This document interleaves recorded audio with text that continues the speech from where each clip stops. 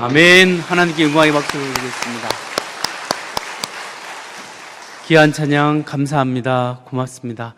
여러분 반갑습니다. 한 주 동안 평안하셨습니까? 예, 우리 옆 사람, 뒷 사람 보면서 반갑습니다. 환영합니다. 축복합니다. 인사하겠습니다.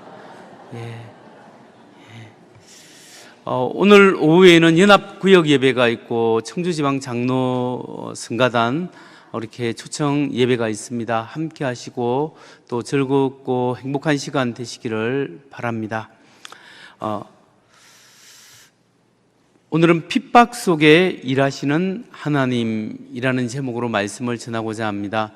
제가 지난 한 주 동안 로잔대회, 제4차 로잔대회에 참여했습니다. 그래서 오늘 말씀은 로잔대회에 참여한 그 내용 보고를 좀 드리면서 말씀을 이어가려고 합니다.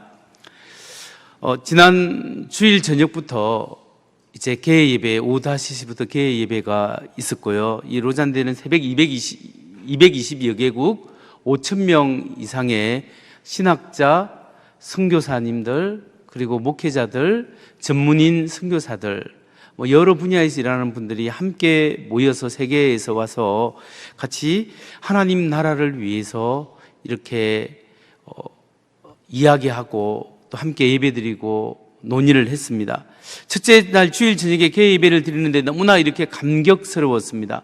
전 세계에 하나님을 사랑하는 사람들이 와서 하나님의 선교 또 하나님의 나라에 대해서 의논하고 함께 이야기할 수 있는 것이 또 함께 예배드리는 것이 너무나 감격적이었습니다. 그래서 우리 교단에서 오신 목사님들이 좀 있어서 이렇게 교단의 목사님과 함께 이렇게 사진도 좀 찍는 시간을 가졌습니다. 이렇게 감격적인 시간도 잠시 지나고 제가 저녁 예배를 마치고 바로 로잔대에서 지난 2년 동안 학자들이 모여서 이 로잔대를 위해서 이렇게 앞으로 세계 선교의 방향을 어떻게 할 것인가를 이렇게 검토하고 회의한 결과물이라고 할 수 있는 서울 선언문이 제일 마지막 날에 발표돼야 되는데 첫날에 저녁에 발표 온라인에 올려놨습니다. 그래서 알고 보니까 이게 내부적으로 검토하기 위해서 올려놓은 걸 외부에 유출이 돼가지고 이렇게 올려졌다고, 실수로 이렇게 올렸다고 이야기를 합니다. 그래서 제가 이것을 보게 돼서 서울 선언문이 어떤 내용인가 쭉 봤는데 이게 굉장히 중요한 문서거든요. 그래서 이렇게 쭉 봤는데 이게 깜짝 놀랐습니다. 왜냐하면 여기에 이 서구 동성애에 대해서 서구 교회 입장이 주로 적혀져 있었고, 우리 차별금지법이 아직 통과되지 않는 우리 한국이나 이렇게 아시아 교회에 대한 입장이 별로 반영되어 있지 않는 것 같았습니다. 그리고 거기에다가 문제가 뭐냐면 어떤 구절은 차별금지법을 지지하는 내용으로 이렇게 해석될 수 있는 여지가 있는 그런 문제가 있는 구절들이 좀 있었습니다. 이걸 발견하고 저는 제가 아는 모든 목사님들, 제가 아는 모든 신학자들, 제가 아는 모든 로잔의 임원들에게 다 문자를 보냈습니다. 그래서 어떤 분들은 이미 알고 있고 어떤 분들은 모르는 분도 있는데 제가 이야기를 그렇게 했습니다. 동성애에 관련된 이 문구와 주장들을 한번 보십시오. 수정하지 않으면 큰일입니다. 왜냐하면 이게 차별금지법이나 동성애를 더 지지하는 이런 내용들이 해석될 수 있기 때문에 이걸 빨리 우리가 이걸 잘 다시 검토하고 수정하는 요청을 해야 되지 않겠습니까? 라고 이야기를 했습니다. 그래서 한국 로잔 위원장님하고 또 그 이재훈 목사님하고 여러 임원들이 여기에 대해서 인지를 하고 열심히 외국 신학자들과 함께 이렇게 의논을 해서 잘 설득을 해서 이렇게 이상하게 해석될 수 있는 부분을 다 제외하고 빼냈습니다. 그래서 다시 수정안을 이렇게 만들어 놨는데, 수정안을 딱 만들어서 참 다행이다 이렇게 생각하고 있는데, 그 다음날 수요일 날 이 한국의 복음법률가회에서 제게 연락이 왔습니다. 어느 변호사님이 우리가 로잔대회에서 차별금지법에 대해서 침묵하는 것에 대해서 성토하는 그런 비판하는 성명서를 발표하려고 하니까 읽어보시고 동의를 좀 해주시고 이름을 좀 올려달라 이렇게 요청이 왔습니다. 그래서 성명서를 제가 읽어보니까 요지가 뭐냐면 로잔대에서 젠더 동성애 동성결혼이 비성경적이라고 선언하는 것은 참 좋으나 차별금지법에 대해서 강력히 반대한다라는 문구가 없어서 여기에 대해서 이것을 비판한다. 그래서 이것을 차별금지법을 반대한다라는 문구를 넣어줄 것을 강력히 촉구한다라는 이런 내용이었습니다. 그래서 제가 그 변호사님에게 연락을 해서 제가 지금 로잔에 참여하고 있는데 로잔의 신학위원들을 알고 있고 이 문제를 전달할 테니까 일단은 협상도 하고 이야기를 해야 되니까 제 이름은 여기서 성명서에서 빼달라고 이야기를 했습니다. 그리고 이제 차별금지법을 어떻게 서울선언문에 넣을 것인가 이렇게 해서 생각을 하면서 생각을 해보니까 그 앞에서 일하시는 분들이 다 차별금지법을 반대하고 동성애를 반대하는 분들이거든요.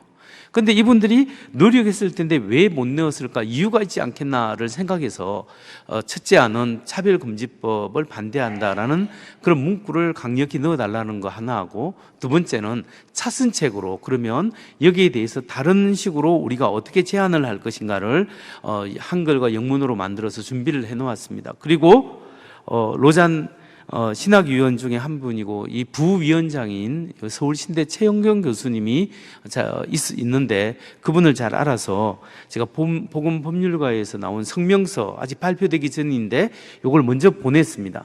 읽어보시고 이런 문제가 있다. 이거에 대해서 좀 생각을 해달라라고 이야기를 하고 저녁에 우리 서울신대 출신들이 만나서 식사하는 시간에 그 교수님을 실무자를 만날 수가 있었습니다. 그래서 제가 낮에 보낸 것에 대해서 의논하고 그리고 대안은 무엇인가 그리고 어떻게 하면 차별금지법에 대해서 반대한다라는 것을 넣을 수 있는지 하나하나 물어보고 사태의 심각성에 대해서 서로 의논을 했습니다. 그리고 난 다음에 이제 저녁이 되었는데 저녁 예배 드리고 난 다음에 숭실대 석자 교수님 김영환 교수님이 있는데 이분이 기독교 학술원 원장님이세요. 이 기독교 학술원에서 저를 추천해서 로잔에 가게 됐으니까 그분하고 이제 통화가 돼가지고 의논을 했는데 그분도 저와 함께 그분은 좀 더 심하게 차별금지법을 반대하는 문구를 넣어달라고 요청해야 된다라고 이야기하면서 저에게 이재훈 목사님 그 위원장을 만나라 이렇게 근데 5천 명이 넘는데 어디가 계신지 내가 어떻게 알아요? 근데 막 만나달라고 부탁을 해서 그렇게 만나러 알겠습니다 하고 만나러 가는데 딱 홀에 딱 보이는 거예요. 그래서 마주쳤어요.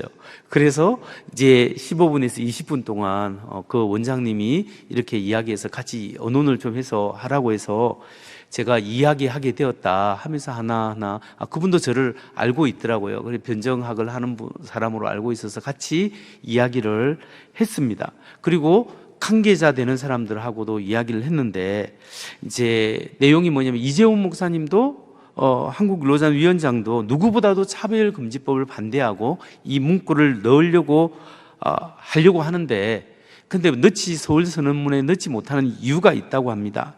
왜냐하면 차별금지법에 반대한다라는 문구를 넣고자 하면 다른 나라에서는 이해를 잘 못한다고 합니다. 우리 입장에서는 차별금지법을 당연히 반대하기 때문에 당연히 이것을 좀 선언해 줬으면 좋겠다. 이게 들어갔으면 좋겠다라고 생각하는데 차별금지법이 통과된 나라나 차별금지법 동성애 외에 차별금지법이 필요한 나라들이 있는데 그 사람들은 이해를 못한다고 합니다. 근데 실제로 이렇게 회의장 그 근처에 보면 플랜카드가 딱 붙여져 있거든요. 그걸 한번 보면 제가 찍었는데요. 한번 보여주세요.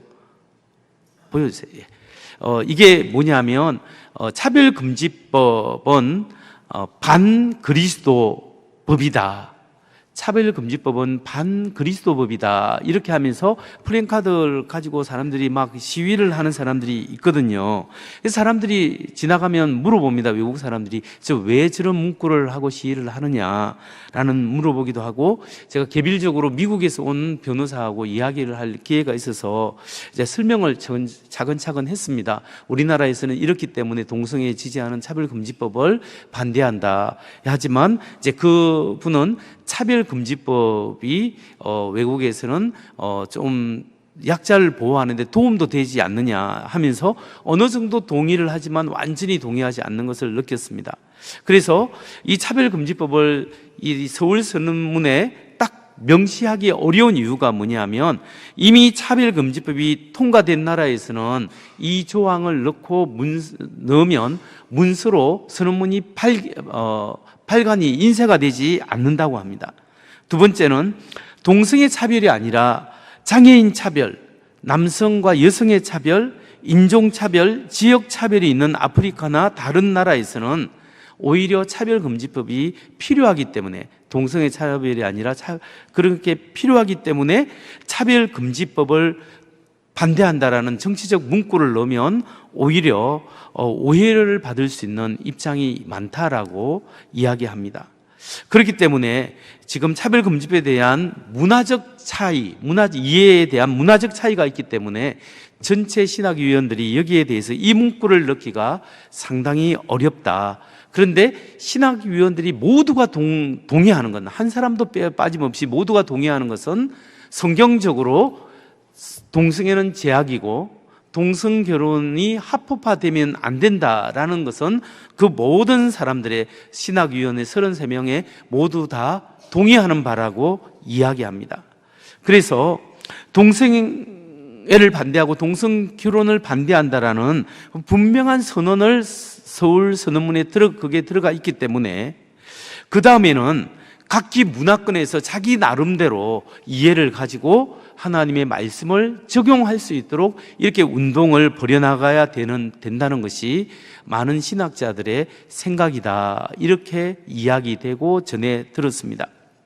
저도 어느 정도 이해는 되지만 그래도 좀 실망한 마음이 있고 잡잡한 심정으로 호텔을 돌아가면서 들어가서 이제 있는데, 그 기독교 학술원 원장님이 또 전화를 했어요. 그 이야기를 듣고 저한테 한 번만 더, 내일 밤 11시가 넘었는데도 한 번만 더 내일 아침에 다른 학술원에서 파견한 다른 두 분의 목사님이, 또 미국에서 유학하신 두 분이 있는데 나와 함께 세 사람이 이쪽 로잔 관계측 사람과 만나서 한 번 더 설득을 해주면 좋지 않겠냐, 이렇게 부탁을 해서 목요일 아침에 이제 부위원장 되는 최영건 교수님을 모시고 네 사람이 이제 토론하면서 이야기를 했습니다.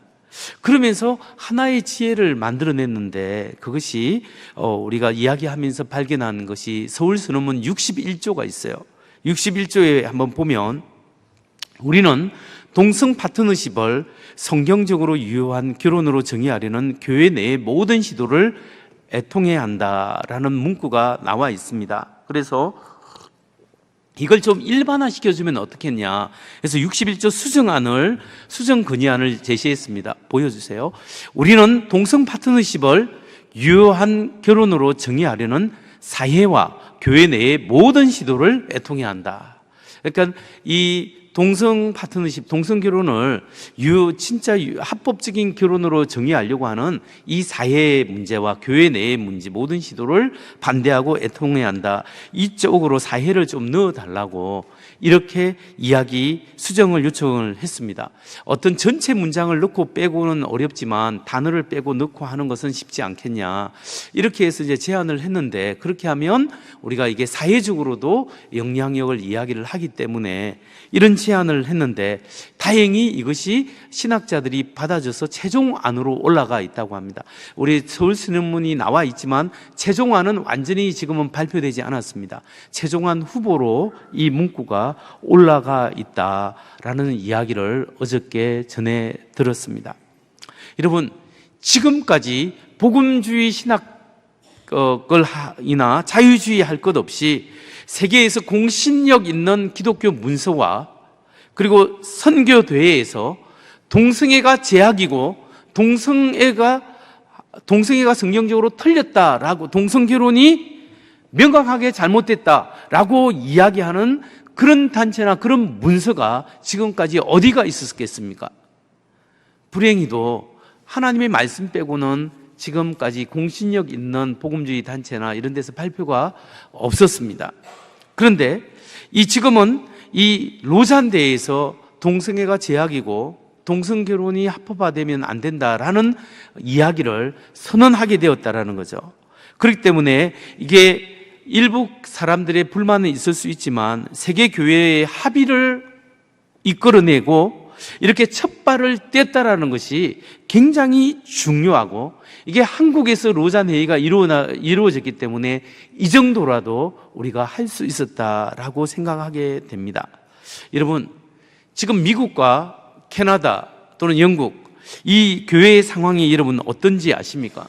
특히 미국과 캐나다에서는 동성애를 반대하고 동성 결혼을 반대하는 목사님이 설교 도중에 또는 예배 도중에 파면당하거나 쫓겨나는 경우가 있고, 교회를 통째로 다 교단에게 뺏기고 동성애 반대하는 교인들과 함께 쫓겨나는 일이 지금 허다하게 일어나고 있는 실정입니다.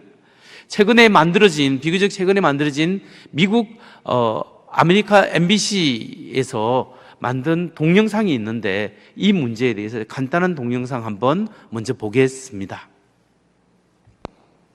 최근 논란이 되고 있는 동성애 갈등이 교계로까지 번지고 있습니다. 동성 결혼을 찬성한 교단의 반대의 뜻을 나타낸 일부 한인 목사들이 파면당하는 일도 발생하고 있습니다. 이두현 기자의 보도입니다. LA 지역의 한 교회에서 담임 목사를 맡아온 강현중 목사. 최근 교단으로부터 파면을 당해 7년 동안 몸담았던 교회를 떠나게 됐습니다. 동성 결혼을 받아들인 교단의 뜻을 거슬렀다는 이유에서입니다. 동성애 이슈를 통해서 교단 분리 문제가 대두가 되었잖아요. 어차피 우리 교인들이 투표했다는 것, 또 우리 교인들의 성향과 담임 목사인 제 성향을 다 알고 있는 상태에서 파송 중지, 쉽게 얘기하면 해고, 파면인 거죠. 그 통보를 하고 이제 우리 교회를 6월 30일까지 있다가 이제 떠나라는 그런 통보를 받았어요. 미국의 주요 교단에 속하는 연합감리교회는 최근 동성 결혼의 찬성의 뜻을 밝히면서 교단에 소속해 있는 일부 교회와 갈등을 빚고 있습니다.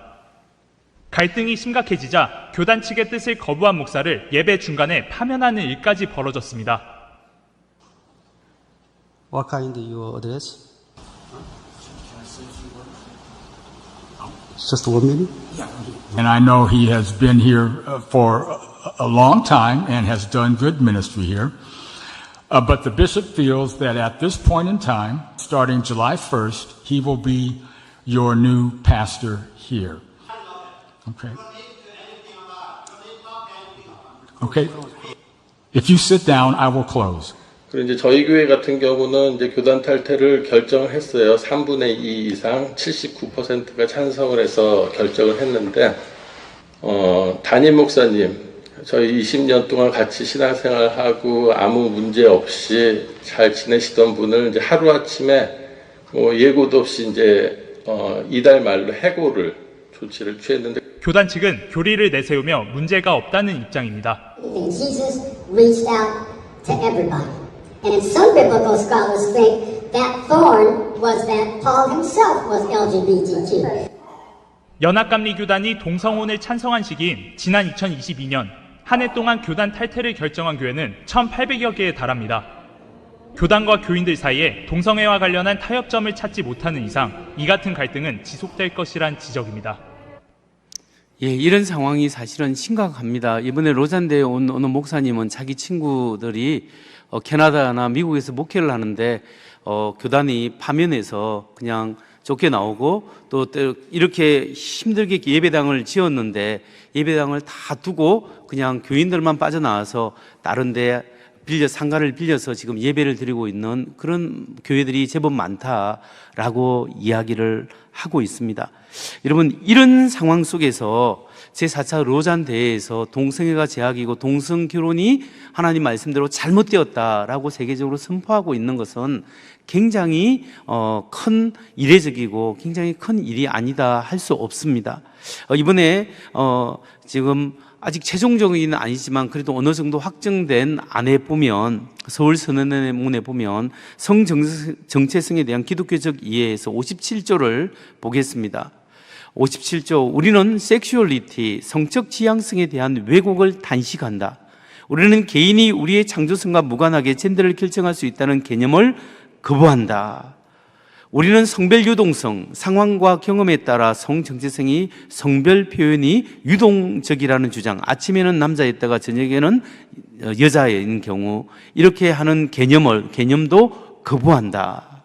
이렇게 이야기하고 있죠. 그 다음에 결혼과 독신에 대한 기독교적 이해 59조 보겠습니다. 성경에서 결혼에 대한 첫 번째 언급은 결혼이 하나님이 제정하신 것이며 결혼을 한 남자와 한 여자의 배타적인 결합으로 묘사하고 있음을 보여준다. 61조 우리는 동성 파트너십을 성경적으로 유효한 결혼으로 하려는 교회 내의 모든 시도를 애통해야 한다. 이게 원안인데요. 이걸 이번에 몇몇 분이 이제 저와 함께 건의안을 옮긴 것이 우리는 동성 파트너십을 유효한 결혼으로 정의하려는 사회와 교회 내의 모든 시도를 애통해야 한다 또는 개탄한다라는 이런 안으로 올렸고 그 뒤에 이어지는 것이 우리는 일부 기독교 교단과 지역 교회가 문화의 요구에 굴복하여 그러한 관계를 결혼으로 성별한다고 주장하는 것을 설파한다라고 이렇게 진술을 하고 있습니다. 그리고 마지막 동성 성관계에 대한 기독교적 이해에서 68조 보면 동성 간의 성관계에 대한 성경의 모든 언급은 하나님께서 그러한 행위를 성에 대한 자신의 의도를 위반하고 창조주의 선한 설계를 왜곡하는 것으로 간주하는 것이므로 그것이 제약이라는 피할 수 없는 결론에 이르게 한다. 그래서 동성애가 제약이다라는 사실을 성경을 다시 한번 확인시켜주는 이것도 사실은 미국이나 이런 어려운 상황 속에서는 하기가 어려운 문제인데 하나님께서 동성애가 제약이고 동성결혼이 제약이고 그리고 동성결혼을 합법화하려고 하는 모든 사회와 교회 내의 모든 시도를 우리는 반대하고 개탄한다라는 것이 굉장히 이런 선언이 이제 작지만 점점 퍼져나갈 것입니다. 나중에 이 선언문이 선교 남는 것은 이 선언문이기 때문에 이런 것을 통해서 후세들이 계속 공부하게 될 것입니다. 여러분 어떤 사람은 차별금지법을 반대한다는 문구가 없다고 해서 로잔 대회가 굉장히 대회를 비판하는 사람도 있지만 한국에서 열었기 때문에 이 정도 문화적 이해 차이에서 이 정도라도 선언할 수 있었다라고 저는 생각하고 하나님께서 앞으로 이것이 완전히 확정되어서 우리 전 세계적으로 올바르게 선포되고 그리고 많은 교회들이 이런 것을 통해서 주님 앞에 돌아오는 역사가 일어나기를 선하게 쓰임받기를 소원해 봅니다. 이 모든 것을 기대하면서 하나님께 영광의 박수를 올리겠습니다. 여러분 동성애 때문에 미국 목사님들이나 우리 한국 교회나 미국의 그렇게 신실한 하나님의 사람들이 핍박받지 않습니까?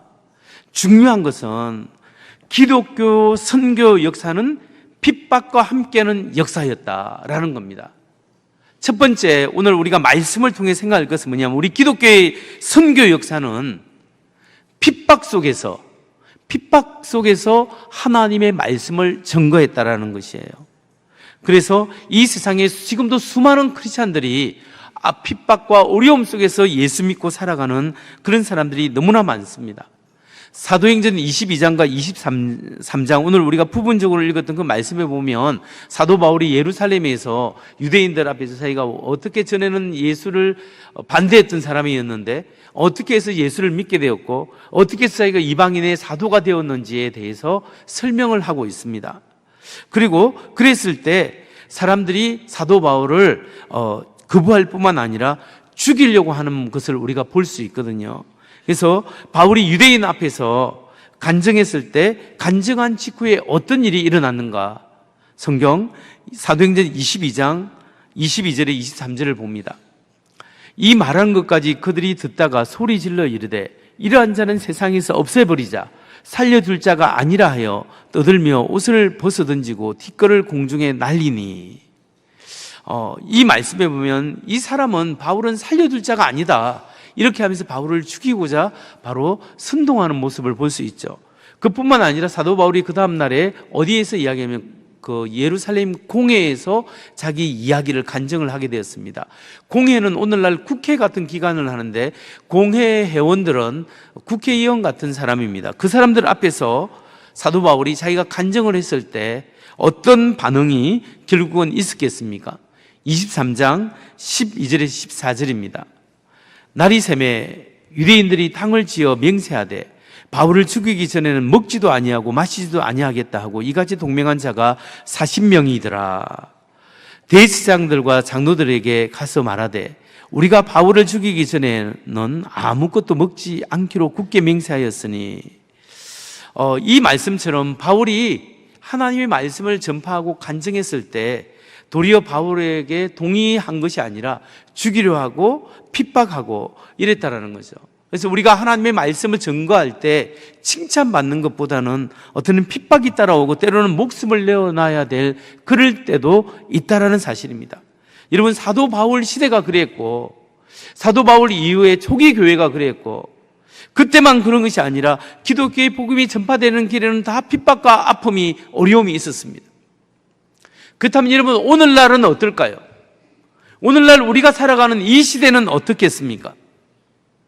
오늘날 우리가 살아가는 이 시대에도 지금 우리는 아니지만 우리 주변의 나라들, 저 세계 방방곡곡에서 복음을 전하고 예수 믿는 사람들이 어려움을 당하고 있다는 거예요. 이번에 로잔 대회에서 지난 수요일에 핍박받는 세계의 그리스도인에 대해서 많은 사람들이 세계 곳곳에서 와서 간증을 하고 증거를 했습니다. 그 수많은 사람들의 증언에 의하면 지금도 세계 방방곳곳에서는 단지 내가 그리스도인입니다, 예수 믿습니다, 나는 예수 믿고 살아갑니다라는 그리스도인이다라는 미움만으로도 위험에 처해지거나 목숨을 잃게 돼야 되는 그런 나라들이 최소한 50개국이 넘게 있다는 거예요. 그 한 예를 소개하면 인도에서 일어나고 있는 현재 박해 상황에 대해서 바부라는 목사님이 인도 교회에 대한 박해와 선교라는 제목으로 발표를 했습니다. 그 강의 내용을 요약하면 이렇습니다. 제가 한번 읽어드리면, 2000년 역사의 인도 기독교 공동체는 역사상 가장 심각한 박해에 직면해 있으며 현재 전멸의 위험을 받고 있습니다. 2024년 8월 초에 인도에서 가장 엄격한 개종금지법이 우타르 프라데시 주에서 통과되었습니다. 예를 들어 누군가에게 성경을 건네거나 예수 그리스도에 대해서 이야기하면 그 사람이 한 종교에서 다른 종교로 개종하도록 유도한 혐의로 기소될 수 있습니다. 이 경우 체포되어 20년간 감옥에 갇혀 고문을 당하고 100만 루피의 벌금을 부과할 수 있습니다. 보석이 불가능한 심각한 범죄로 간주됩니다. 게다가 법적 재판 없이도 수년 동안 감옥에 갇힐 수 있습니다. 프라산트 쿠마르 프라데시 경찰청장에 따르면 개종 금지 법안에 따라 이미 835건의 사건에서 1682명이 체포되었으며 이 사건에서 2708명이 피고인으로 지목되어 신문이 진행 중이라고 합니다. 여러분, 물론 이것은 인도 일부 지역에서 지금 일어나는 심각한 박해입니다. 그런데 인도에서 다양한 지역에서도 지금 박해가 일어나고 있다고 합니다. 중요한 것은 박해가 심각했던 어떤 마을이 있는데 그 마을에서 마을 전체가 예수님을 배신한 것이 아니라 마을 전체가 그리스도께로 도리어 돌아오는 역사가 일어났다라는 것. 그렇게 돌아오는 역사가 일어났다고 이렇게 증언합니다. 이상하게도 핍박받는 교회들은 나날이 성장하고 있다라고 증언하고 있죠. 다음으로는 이란에서 선교와 핍박에 대해서 파시드 파티 목사님이 발표를 했는데요. 그 내용은 이렇습니다.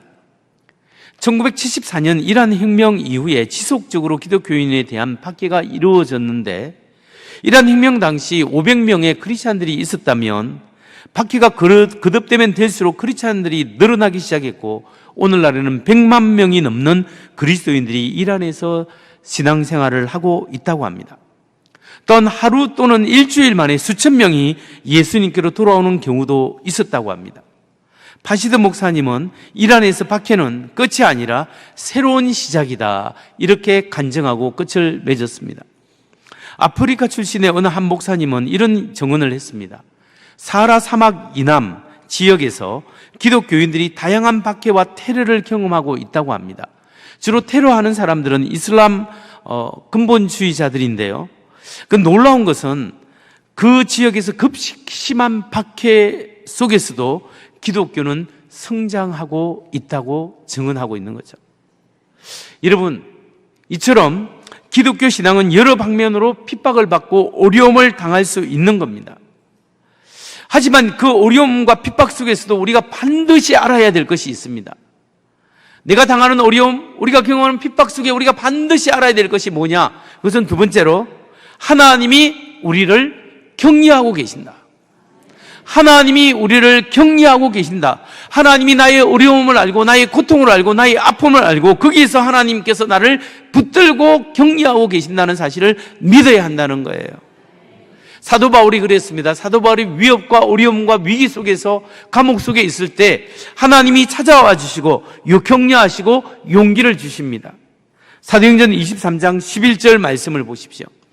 그날 밤에 주께서 바울 곁에 서서 이르시되 담대하라. 내가 예루살렘에서 나의 일을 증언한 것 같이 로마에서도 증언하여야 하리라 하시니라. 그날 밤에 주께서 바울 곁에 서서 이르시되 담대하라. 네가 예루살렘에서 나의 일을 증언한 것처럼 로마에서도 바로 로마 황제 앞에서도 네가 나의 일을 증언해야 한다. 그런 말씀을 하시는 거죠. 여러분, 바울이 두려움 속에서 이 주님의 말씀을 듣고 다시 한번 용기를 얻으셨을 겁니다. 하나님께서 우리를 고아와 같이 버려두지 않고 예수님이 십자가에 죽으시고 부활하신 주님께서 오늘 성령을 보내셔서 우리를 고아와 같이 버려두지 아니하시고 우리가 어려운 가운데 기도하고 낙심하고 있을 때 하나님께서 우리에게 용기를 주시고 새로운 힘을 주신다는 것을 믿으시기 바랍니다. 이번에 로잔대에서 이란에서 사용하고 있는 여성 사역자가 와서 간증을 했는데요. 사라라는 여성 사역자입니다. 이분이 어떤 제목으로 발표했냐면 어떻게 박해가 이란에서 복음의 문을 활짝 열었는가라는 주제로 발표를 했는데요. 자기가 이란에서 실제로 지금 교회를 7교회를 개척했다고 합니다. 그리고 7번째 교회를 개척하는 그날에 12월 26일 6시 50분 오후 6시 50분에 경찰들이 자기 집에 들이닥쳐서 자기가 가족이 체포되고 자기가 체포되어서 감옥에 가서 매 맞고 어려운 가운데 있었다고 합니다. 그래서 수주간에 매를 맞고 어려운 가운데 있을 때 지쳐서 있을 때 자기가 그 가운데 하나님의 음성이 자기 마음속에 들리기 시작하더랍니다. 그때 하나님의 음성이 뭐냐면 지금 내가 어떤 모습을 하고 있는지 한번 보아라. 마치 내가 죽은 것처럼 여기고 있지 않느냐? 네가 지금 어떤 모습을 가지고 있느냐? 마치 하나님이 죽은 것처럼 네가 지금 시련과 절망 가운데 빠져 있지 않느냐? 바로 너의 모습을 한번 보아라 라는 주님의 음성을 듣고 제가 깜짝 놀랐답니다. 정신이 번쩍 들어서 그렇지, 예수님이 십자가에 죽으셨지. 그러나 예수님이 십자가에 죽고 부활하셨지. 그리고 주님이 다시 한번 지금도 세상을 통치하고 계시지. 이 생각을 하면서 주님을 붙잡는 그 믿음으로 자기가 새로운 용기를 가지고 날마다 부활하신 주님을 붙잡고 믿음으로 나아가고 찬양하고 기도했을 때 그 어느 날 하나님이 기적같이 자기를 감옥에서 빼내어 주었다라는 거예요. 감옥에서 나오자마자 자기가 든 생각이 뭔지 아느냐고 질문합니다. 그게 뭐냐? 이란을 떠나야 하는가? 이란을 떠나려고 하는 마음이 막 들더랍니다. 근데 자기 마음속에 또 한편 하나님이 주는 강력한 음성이 뭐냐 하면 이곳에서 복음을 전거하라. 이곳에서 교회를 개척하고 복음을 전거하라. 그 음성을 듣고 자기는 7번째 교회를 개척을 완수하고 예수 그리스도의 복음을 전하고 있다라고 그 여성 사역자가 이야기하는 겁니다. 그 사라라는 사역자가 하는 말이 뭐냐 하면 주님이 살아계시기 때문에 교회가 어떠한 박해를 받든지 간에 교회는 계속해서 앞으로 나아갈 수 있습니다 라고 간증하며 마무리를 했습니다. 성도 여러분, 여러분의 모습을 한번 생각해 보십시오. 나의 모습을 한번 살펴보십시오. 내가 알게 모르게 내게 다가오는 어려움이 있고 여러 가지 힘든 것 때문에 우리가 마치 하나님 없는 것처럼 행동하고 마치 하나님 없는 것처럼 절망하고 좌절하고 그렇게 염려하고 걱정하고 있지 않습니까? 주님이 이 문제를 주님께 맡깁니다 하지만 사실은 맡기는 것이 아니라 내가 도리어 짊어지면서 마치 하나님 없이 하나님과 상관없이 내가 그 어려워하고 힘들어하고 절망 가운데 있지는 않습니까? 주님 바라보십시오. 우리 주님은 십자가에 죽으시고 부활하셨습니다. 성령을 통하여 오늘 우리 마음속에 찾아와 계시고 절망 가운데 있는 우리에게 찾아와서 마치 바울에게 와서 두려워하지 말라 담대하라 라고 말씀하신 것처럼 오늘 저와 여러분에게 두려워하지 말고 담대하라, 내가 있지 않냐, 나를 붙잡아라, 내가 너와 함께한다, 너가 너의 삶 속에 나의 주인이 되기를 원한다 말씀하시는 주님의 음성을 들으시는 여러분 되시기 바랍니다. 그리고 담대히 우리가 서 있는 그 자리, 우리가 살아가는 그 자리에서 예수님의 증인으로 살아가는 우리 모두가 되어야 할 것입니다. 여러분, 우리가 예수 믿는 믿음으로 이렇게 어려움 속에서도 믿음으로 살아가면 하나님이 우리를 어떻게 도와주시겠습니까? 하나님이 우리에게 어떻게 반응하시겠습니까? 마지막 세 번째로, 하나님은 반드시 우리를 보호하시고 우리가 사명을 완수할 때까지 지켜주시고 인도하신다는 사실을 믿으시기 바랍니다. 하나님께서 여러분을 반드시 보호해 주십니다. 하나님께서 반드시 여러분을 인도하시고 여러분을 보호하시고 여러분을 강하게 붙들어 주실 줄 믿으시기 바랍니다. 하나님, 바울이 굉장히 죽을 위기에 처할 때 하나님이 철저하게 바울을 보호해 주셨습니다. 여러분, 사도행전 23장 22절에서 24절을 보십시오. 이에 천부장이 청년을 보내며 경고하되 이 일을 내게 알렸다고 아무에게도 이르지 말라 하고 백부장 둘을 불러 이르되 밤 제3시에 가이사랴까지 갈 보병 200명과 기병 70명과 창병 200명을 준비하라 하고 또 바울을 태워 총독 벨리스에게로 무사히 보내기 위하여 짐승을 준비하라 명하며, 여기 보면 천부장이 바울의 조카로부터 정보를 얻습니다. 어떤 정보냐? 지금 당신이 대제사장에게 바울을 데려가면 길에서 죽이기로 작정한 40명의 사람이 있습니다. 이 40명은 물도 마시지 않고 음식도 먹지 않고 죽기까지 끝까지 싸워서 바울을 죽이고자 하는 사람이 있습니다라는 정보를 알려주는 거죠.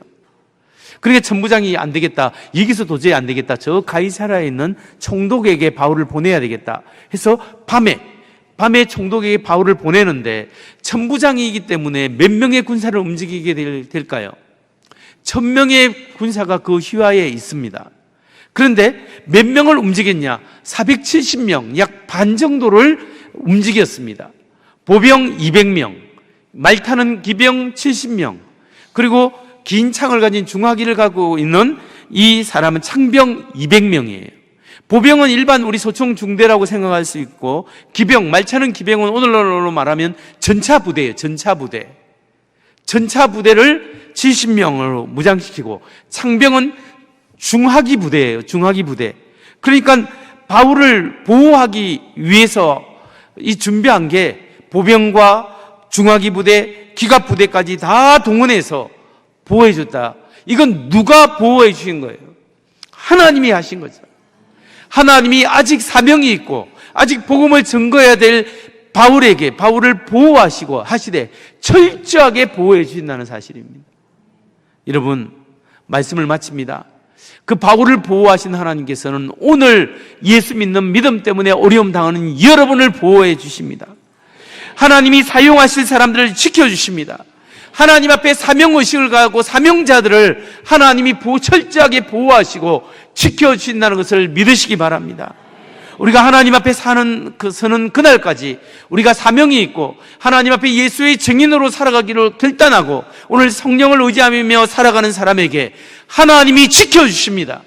하나님이 보호해 주십니다. 성령께서 역사하십니다. 이 사실을 믿으십시오. 선포하십시오. 주님을 붙잡으십시오. 주님 다시 오실 그날까지 힘과 애써서 성령 의지에서 승리하는 우리 모두가 되기를 주의 이름으로 축원합니다. 주님 다시 오실 때까지 찬양합니다.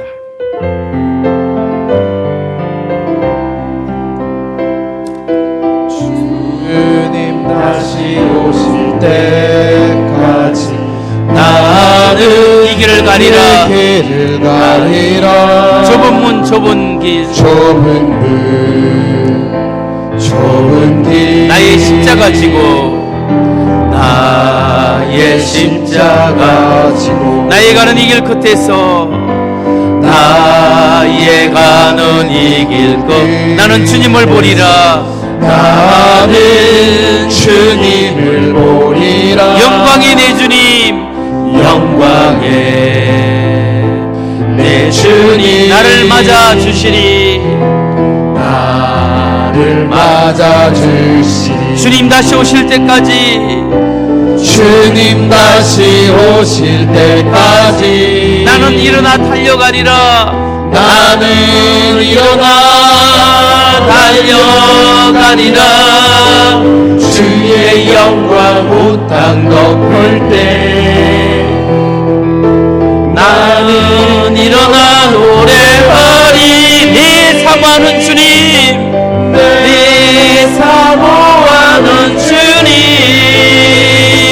온 세상 부르시라.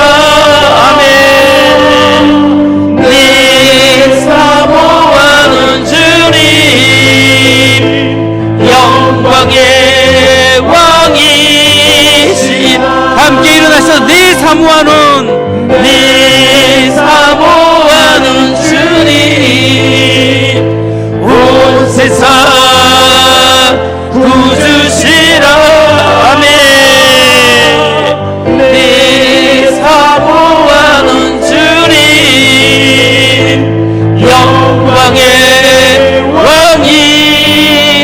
왕이시라. 시간 기도할 때 하나님 주님 다시 오실 때까지 우리가 주어진 이 사명의 길을 걸어가기를 원합니다.